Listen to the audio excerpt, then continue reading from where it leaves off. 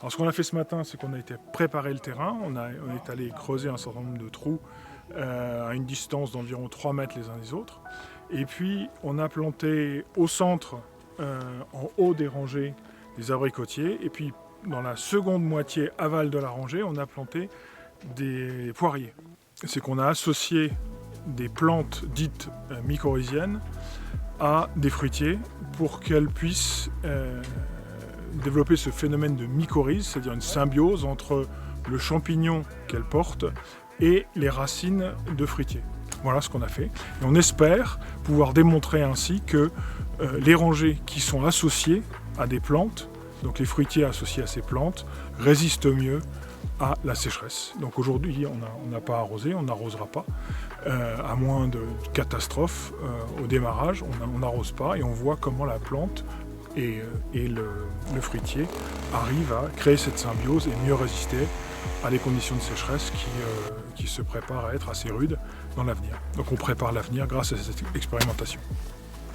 Les arbustes pionniers qui catalysent un peu tout ce qui est activité microbienne du sol.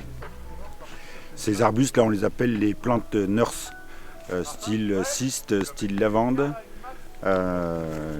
style arbousier également, on peut trouver ça comme ça. Et donc l'objectif, c'est de simuler une évolution spatio-temporelle d'un écosystème, mais sur un pas de temps beaucoup plus court. Et ce que j'apprécie, c'est l'effort, le travail d'équipe et de se retrouver dans une petite start-up après avoir géré des équipes aux quatre coins de la planète. C'est un beau projet, c'est des profils différents, des envies communes et j'espère vraiment que Green Praxis va atteindre les objectifs que Martin a en tête. La transition, la gestion des écosystèmes, la gestion des forêts sont, à mon avis, un véhicule de la transition énergétique et du changement climatique essentiel pour demain.